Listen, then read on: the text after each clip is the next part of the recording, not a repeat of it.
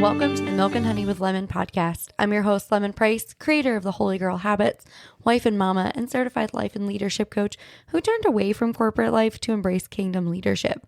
This podcast is for Christian women feeling the weight of their divine callings, grappling with doubts of their leadership abilities, and searching tirelessly for biblically grounded guidance who want to step confidently into their roles as radiant kingdom leaders. Inside, we're going to traverse from those feelings of uncertainty and overwhelming searches, moving toward firm biblical leadership, empowering you to steward your gifts, and showing you that you indeed have what it takes. So, sister, grab your favorite cup of coffee or tea, and let's dive in together. Welcome back to the Milk and Honey podcast. I am so excited to just be diving into the summer series a little bit more today. So I'm your host, Lemon Price, and we're going to dive into a topic that I think a lot of us struggle with, and that's balancing our work, our faith, and our family. I think it can be just a super challenge sometimes to go through and find equal harmony in those. Our world is so fast paced, and so finding equilibrium in these three areas is a big challenge, right? But I want to give you some strategies to make this a little bit easier. So when we're trying to balance our work and our faith and our family, it's like walking a tightrope, right? The demands of work can often overshadow our spiritual and our family lives, right? And that leaves us feeling stretched, thin, and completely disconnected. However, it's really important to recognize that achieving balance is not about allocating equal time to each area, but finding the right blend that aligns with your values and your priorities. And so this is really important too, because I don't think there's ever a time where you're like, I'm completely balanced and I feel completely in sync and completely harmonized. I don't think that happens. I think sometimes some things get more energy than other things do from us, right? So I want to talk about work first, because work occupies a significant portion of our lives, and it is super essential to find fulfillment in your professional endeavor. Okay. When I was working in something that was not fulfilling, it killed me, right? It killed my soul. I did not find enjoyment, and that trickled out into every area of my life. And so finding something that I love to do now is super important. So the other thing, though, is it's crucial to not let work consume you entirely. And so one thing that I like to do is set clear boundaries between work and personal life. So especially because I work for myself, right? So in the beginning of the year, I honestly will sit down and look at my calendar for the upcoming year. And I know this sounds so crazy, but I know like the kids get home from school at 3 o'clock in the afternoon. And so I refuse to work past 3 p.m. So usually 2:30 is my cutoff time. So I have time to reset and get myself transitioning out of work into home life. So 3 o'clock on, I know I'm not going to work. So I've blocked my calendar every single Monday to Friday from 3 o'clock until the next morning at 9 a.m. I also put in my calendar. I know at least the way the schedule was last summer last school year is the kids were on the bus at 6:30 in the morning. And so for me, I would get up at 5, I would have my quiet time with the Lord, right? First thing in the morning. But then I have that blocked in my calendar, right? Because remember, I blocked my calendar from 3 o'clock until 9 o'clock. So I literally have it on my calendar. Hey, 5 a.m., like this is your alone time. 6:30 in the morning, when the kids get on the bus, I leave the house and take the dog for a 3 to 6 mile walk in the morning, depending on what my day looks like and how much time I have to get ready and all of those kind of things, depending on what time the first meeting of the day is. And so I have that blocked in my calendar that, hey, I'm going to go take her because it exhausts her. It's alone time for me. I like to have it stacked during that time. And so I set my sort of day up for success by doing things that way. And so nobody can book me. There's nothing that can happen work-wise for me unless it's between the hours of 9 a.m. and 2:30 in the afternoon. And so I block that. I block the kids, fall break. I block the kids spring break and Christmas break and Thanksgiving and all that. I block them in my calendar. I know what trips we're going to take and when those are going to occur. So like I have a trip coming up in October where I'm going to be gone for a week. And it's already blocked in my calendar. It's been blocked in my calendar for months. So that way nothing can occur during that time frame that I'm gone. And it's really important that you establish specific working hours and then communicate those specific working hours to people that you work with. So if you work for yourself, it's having really clear office hours and response time policies. If you work for a job, like just being really clear, like when I leave this job, I don't work. I'm not answering emails, off hours, or anything like that.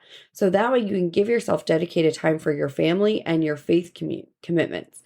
So for me, setting boundaries with work has allowed me to be way more present with my family, but it's also strengthened my faith because it's about prioritizing what truly matters and then being intentional with my choices that I make. And speaking of priorities, I want to move over to faith because our faith gives us the sense of purpose and spirituality, which greatly enhances our overall well-being. It is crucial that we weave our faith into our daily lives, even in the midst of your busy schedule. So one simple way to achieve this is by incorporating regular moments of reflection, prayer, or meditation. These small practices can have a huge impact on your perspective and then your ability to navigate challenges that you deal with. Right? I have found that starting my day with a few minutes of quiet reflection and gratitude, I love a gratitude list first thing in the morning and at night, sets the tone for the rest of the day. It allows me to approach my work and family with a sense of purpose and a very clear mind. And so I want to move on to the final piece of the puzzle here, and that's our family. Our families are the foundation of our lives, and nurturing those relationships is vital for our overall happiness. And like I said, it is the first thing that I carve out of my schedule constantly. And building quality time into our routine is crucial, whether it's having meals together, which is so important. I've wrote a blog post on why family dinner is actually so important. You can just go check it out, pricelesslyimperfect.com, and then just search family dinner. And you'll see it. Having shared activities. So something my family really loves is we're very into golf. I went to golf camp as a kid. I love golf. And so my kids are really into golf too. My husband likes it. And so it's monsooning. It's been monsooning in Georgia for weeks. And so it's been harder to get outside. And so we just bought a PGA game for the Xbox. And so yesterday we sat around on a Sunday afternoon. It was raining. And so we just hung out and played golf on the Xbox together and we talked the whole time. And so it was really important. So having a shared activity is really important. And then having, again, those deep, heartfelt conversations, right? It's about small moments that create a lasting memory and foster a sense of belonging. Something we did Saturday. It was so fun. Saturday, we went out on the boat with some friends of ours, went to a little private island beach situation. And right, because it's a private beach, there was maybe 10 people there. And for 4 straight hours, my husband and the boys they played. They played in the water. They had the best time. And it was such beautiful, intentional time. And I was thinking about it. I'm like, this is going to be something the kids think about when they're, in their 30s or 40s and they're thinking about summers with their dad and just, quality time with their dad. They'll think about this thing right here where they got to be on the boat and they got to hang out and wrestle with our dad and everything. And it was just a good time. And so it's about creating these very intentional moments with your family. And so that's how it works with finding balance and all of them. You have to be intentional with every single one of them. So by making these very intentional choices to spend quality time with my family, it's brought us so much closer. And here's the thing, it's not about the quantity of time, but the quality of the interactions. Finding your balance, right, is this ongoing process that requires flexibility and adaptability. And so it's really normal to encounter obstacles as you're trying to figure out what this looks like for you. But you have to be persistent and you have to make a conscious effort. And then you can find the harmony in those things, right? Some seasons are going to get more than other seasons, right? Sometimes work is going to end up with more stuff. Sometimes your family needs you a little bit more, and that's okay. Sometimes your faith is going to need to take a priority seat in your life, and that's okay. Figuring out what works in every season and figuring out what that balance looks like in every season is important. And it's okay to say we need to readjust because this no longer fits what I'm doing. I'm doing this big thing for work. And so these other things have to take a little bit of a backseat, right? We have to adjust the way that they look, and that's okay.